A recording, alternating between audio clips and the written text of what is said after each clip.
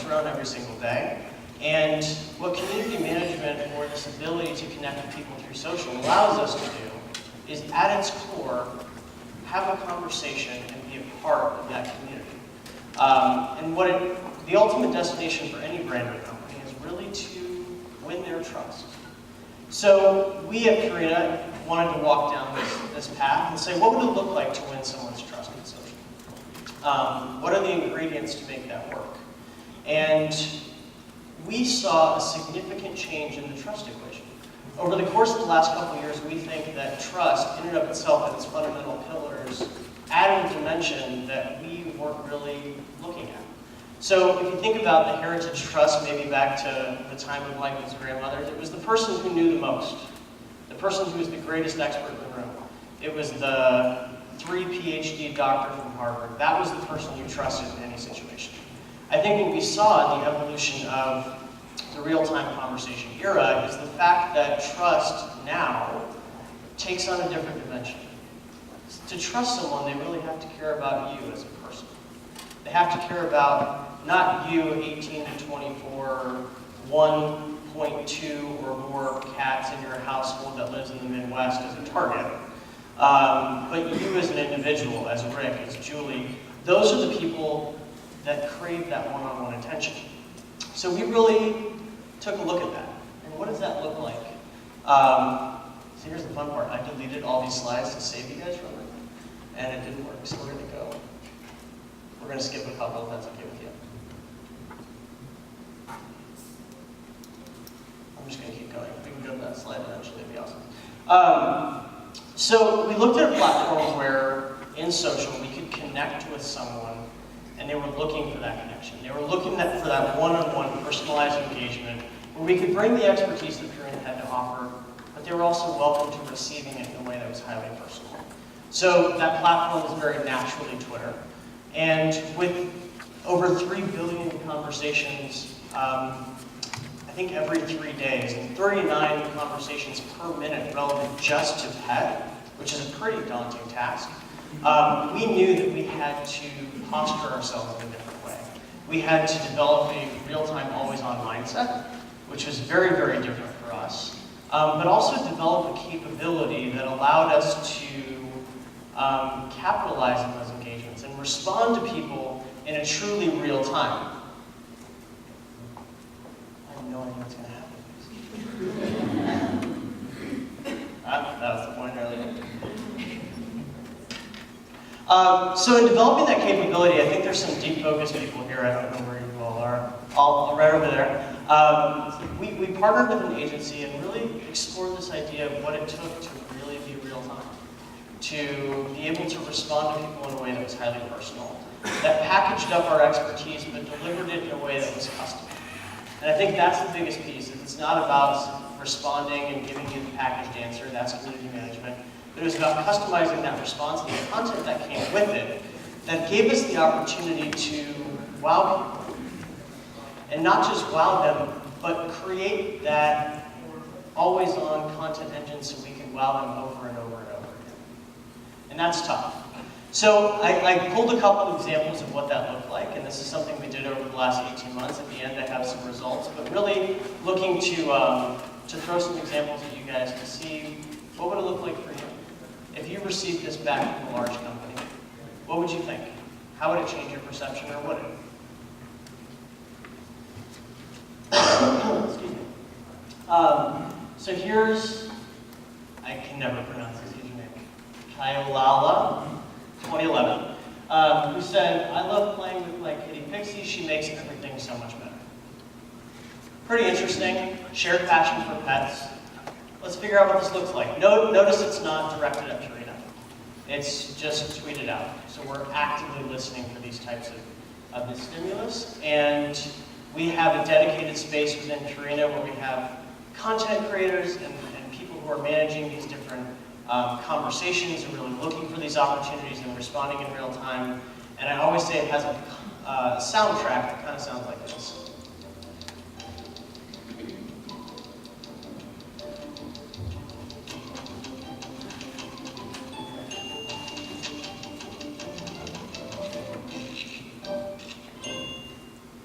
So what would happen if you got that back in 2 hours or less from a big company like Purina that you'd never expect?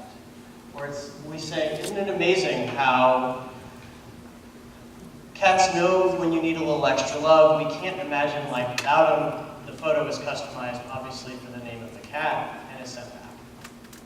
Kind of interesting. Or when someone says, and this is, I think everyone can relate to this problem, why does my dog chew literally everything? What happens in less than 2 hours if you receive a vine back from Purina in stream that basically coaches you through how to fix that problem? That's interesting. What happens if you do that as a brand and as a company? What happens if you do that thousands of times a week?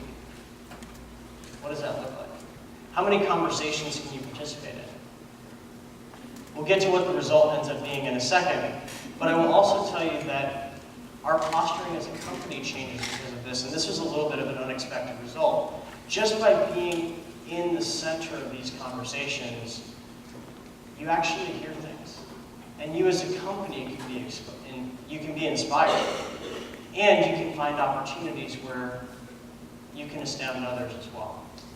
So this is an example of a time when we were listening just an everyday, I think it was like a Wednesday, I don't know. And we heard about this domestic abuse shelter in New York City. That was the first domestic abuse shelter that was allowing domestic abuse victims to bring their pets in when they were looking for safe haven. And what was interesting and what we learned after digging into it a little bit later is not wanting to leave your pets at home was actually the #1 reason why people who are victims of domestic abuse don't leave. So this is a really cool barrier to break down to help people find a safe environment. Excuse me. The challenge they were having was, what does a domestic abuse shelter know about pets? Water. Excuse me. So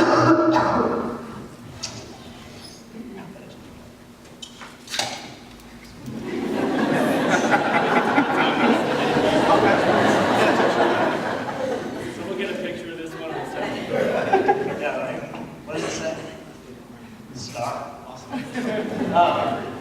So, what does a domestic abuse shelter know about pets?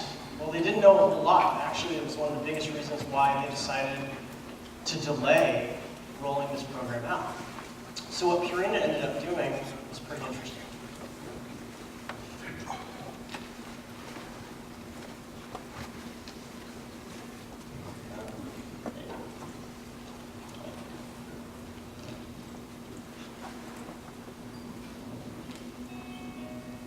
It meant that I could focus on the beginning of the healing process. They're my family, and they depend on me. And I've come to learn that I depend on them also.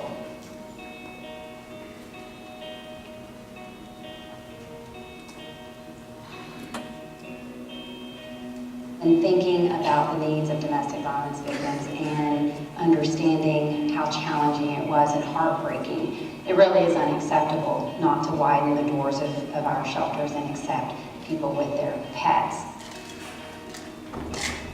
We knew that this was going to bring the best of the best partners, and Purina came forward and is exactly that. They provided everything for our cat families. And then now we are accepting dogs, so we just launched and officially opened our Purina Playhaven and Dog Park. They hired an architect who went out there and he scratched and he looked around and he drew up some plans, and then they built this beautiful oasis out here. It's amazing, out of no place. This is groundbreaking for the domestic violence community. It's groundbreaking for our organization. It's groundbreaking for New York City. So you actually have to have organizations like Purina, because they've already been groundbreaking for so long. So they bring their resources and their expertise to the table, and you're able to move forward.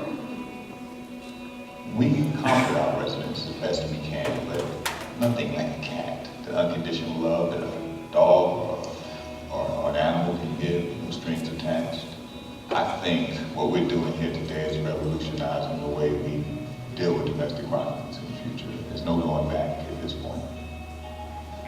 There are days when I question my ability to continue on, but when I look in their faces, I know I cannot give up and I have to continue my journey.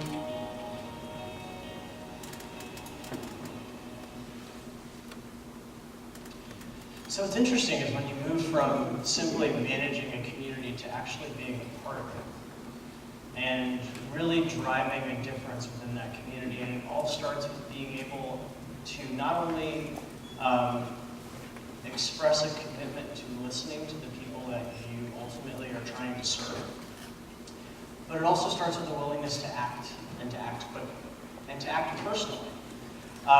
So even beyond all of the great results that now it's going to play. Awesome. I think I need to learn how to use PowerPoint. So I think we got a lot of really good results from that. I think that, you know, those are the types of things that make us feel good because we share passion for pets. And those are the right posturing for us to be making. But day in and day out, who we are talking to and who we're connecting to, not just across this particular effort, but across all of our different social media efforts, that one-on-one connection makes a difference. And so in preparation, wanted to talk to a couple of people and see what kind of difference it made when a company actually cares and expresses a personalized response to them. My name is Heather Owens, and I live in St. Joseph, Michigan. Cam, and I'm from Guelph, Ontario, Canada. Nancy, and I live in Ashland, Massachusetts. Heather Ruda, and I'm from Baltimore, Maryland. The reason why I tweeted that day initially was just to, you know, acknowledge that it was my dog's birthday. I was just saying how much struggle I was having concentrating at work because I just wanted to go home and hang out with my new kitten. I posted a picture of Jack sleeping on a snow day because we got 17 inches of snow out of nowhere. I believe I tweeted a photo of my dog upside down sunning himself. Purina tweeted to me in a very direct tweet, not only commenting on my picture, but giving me a link to fun indoor activities I can do with my dog. Purina tweeted at me that, I'm sure your kitten misses you, and then sent this link. When I received back the modified version from Purina saying happy birthday to my dog, Narf, I just couldn't believe it. It impressed me so much that I was willing to mention it to other people. So I thought it was pretty brilliant as far as marketing goes. I thought it was hilarious. I shared that picture of my dog out to everyone. I thought it was just a really cool thing that they did.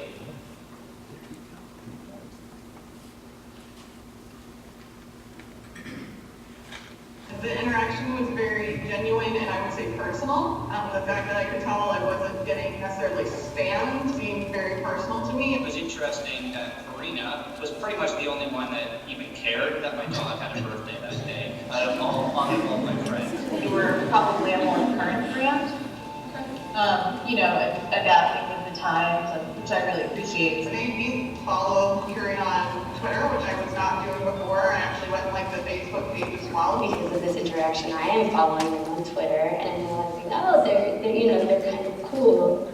They're a little hipper than I thought. So yeah, I feel like I can definitely relate to the brand better. I think the brand understands consumers better just from those interactions. This definitely reinforces that they're a brand who loves dogs and cats, and they love people who love their dogs and their cats. It definitely is something in that big long aisle of dog food. I probably would go to the Purina. I would say I would trust Purina more as far as pet welfare and well-being and that relationship. I would trust that Purina does care for the well-being of my pets.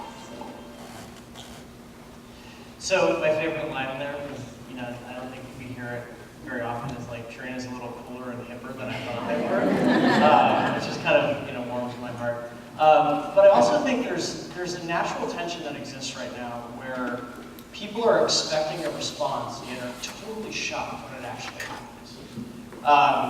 And playing in that space is is really a brand-driving opportunity, a business-driving opportunity, especially when it comes to the perception of the brand. So on average, for this particular engagement period, we saw a 95% response rate. So 95% of the people that we engaged with either favorited or retweeted the effort. There was a 28-time increase of the mention of Purina as a brand, which is kind of a cool stat as we start to think about driving the brand overall and the company forward. And to date, there's been about 35,000 personalized tweets with 172 million quality impressions. So I think what's interesting there is how we look at the balance between impact and scale. And I don't think that the industry, let alone us, has figured out that right balance yet. But I think great content travels.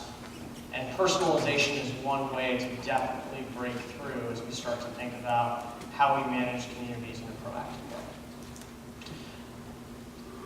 So the response has been great. To say we haven't figured out would be the understatement of the century. I think that we are still learning every single day. We have a lot of brands within the Purina family that are committed to not only engaging with people in social media, but really delighting them and providing a level of utility and service that's unparalleled within our category and in packaged goods as a whole. We have dedicated teams and are expanding constantly to really service and engage with this consumer and this customer in a brand new way. So the response has been good. We're constantly evolving. The strategy changes, I think, every couple months, which is great. It's fun to keep us on our toes. But with that, would love to open up any questions on this topic or others that I could potentially chat to you about.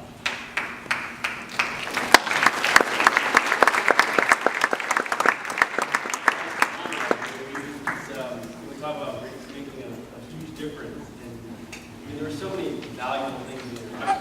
I think the thing that really stands out is that people know they're giving passion, and I think that's the revolution now, is that you're not just selling everything, right? You fundamentally believe, and you're moving the business to a point where the whole company is living that at every touch point, and your customers are responding, and they feel like there's a connection. I mean, it's remarkable.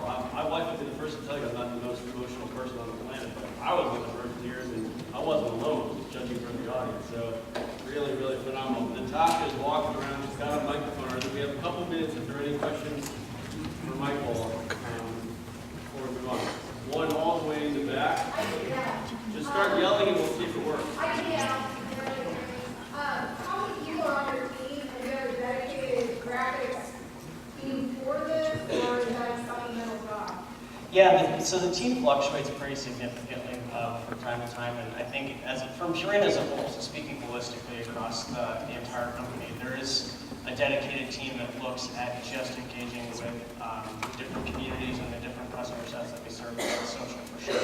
That team does vary, right? So we have everything from strategy folks to engagement folks, and also to anything visual, so images, video, those types of things. So it definitely is, it's a mindset shift to go this way, but it also does take capability development, that's for sure.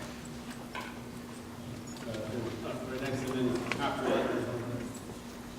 I just want to know how you think this translates to other industries. I think marketing puppies and kitties is probably one of the easier areas to market. So how do you think this would translate, for example, to a company that handles politics or something a bit more controversial? So I have a lot on that. So I think the first principle remains, I think, the same across every industry, is that as long as you are providing service to somebody in some way, that's what matters. So whatever service is for your different industry, that's up to you guys to figure out. But if you're not adding value, if you're responding for the sake of responding, that'll never break through. I also think that the social media space for brands and companies is incredibly cluttered, and anything you can do, whether it's through this service or with personalization, to break through that clutter is absolutely essential. Over there. Yeah, I was just wondering, do you have any metrics, or do you know what the impact that campaign had on your sales, pre and post? Yes.